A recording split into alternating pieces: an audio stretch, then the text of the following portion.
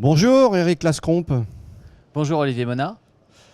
INLI, IN pour innovation, LI avec un L pour logement et un I pour intermédiaire. Le tout pour bousculer le financement et les codes existants déjà dans le social et aussi dans le privé. Donc un nouveau modèle ? Oui, une nouvelle entreprise qui a 18 mois d'existence, effectivement. Je suis le directeur développement d'INLI Île-de-France et INLI, c'est d'abord une filiale exclusivement dédiée au logement intermédiaire, filiale d'un grand groupe, Action Logement Immobilier, le 1% patronal. Nous sommes originaux dans ce groupe, puisque nous sommes un bailleur privé qui possède 43 000 logements sur l'Île-de-France et qui les gère. Nous faisons du logement intermédiaire, c'est-à-dire un logement qui se définit par son loyer, un loyer entre le logement social et le secteur privé. Il s'adresse à une catégorie de population bien précise, celles qui sont trop riches pour aller dans le social et qui ne sont pas assez riches pour aller dans le privé. Nous nous adressons à une population dans les secteurs urbains très tendus. Nous leur offrons un loyer de 15% en dessous du marché. Eric, il y a un besoin de 150 000 logements en Île-de-France. Quelle sera la part d'INLI pour combler ce manque et comment et avec quelle pertinence ?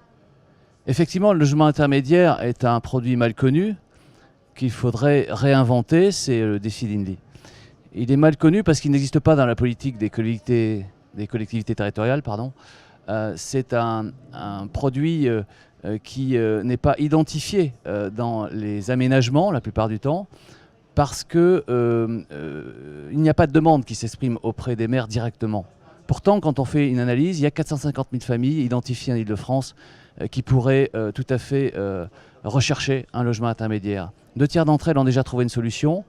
1 tiers, 150 000, sont encore en recherche et il y a des solutions à leur proposer, le logement intermédiaire. Sachez qu'une entreprise sur 4 en Île-de-France a des difficultés à recruter pour des problèmes de logement. On a donc à la fois une problématique sociale et économique. On doit aujourd'hui trouver à concrétiser cette demande. C'est ce que nous avons fait en réinventant le logement et en inventant les modes de communication et de commercialisation de ces logements, en mettant en place une plateforme de commercialisation au mois de juin dernier, en ayant une action directe du consommateur vers le consommateur, vers nos résidents. Nous avons identifié une demande de 71 000 ménages sur les 7 mois d'existence de cette plateforme numérique.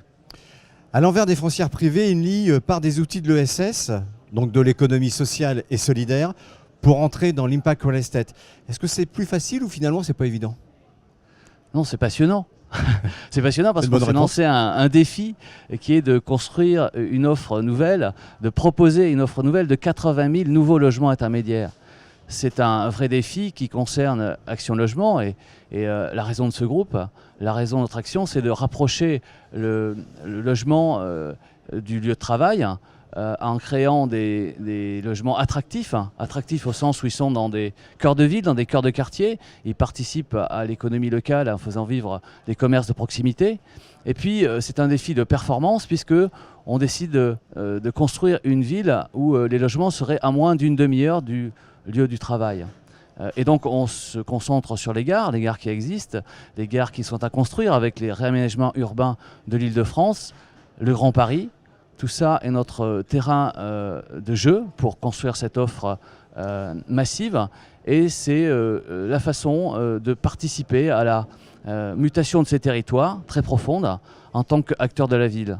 Nous y parvenons avec des modèles qui sont tirés de notre passé de bailleur dans un groupe qui est essentiellement tourné vers le logement social, mais nous mettons à profit des méthodes aujourd'hui de production axées sur la vente évidemment auprès des promoteurs, la vente sur plan pour pouvoir construire cette offre massive très rapidement, c'est-à-dire engager ces 80 000 d'ici les 10 ans qui viennent.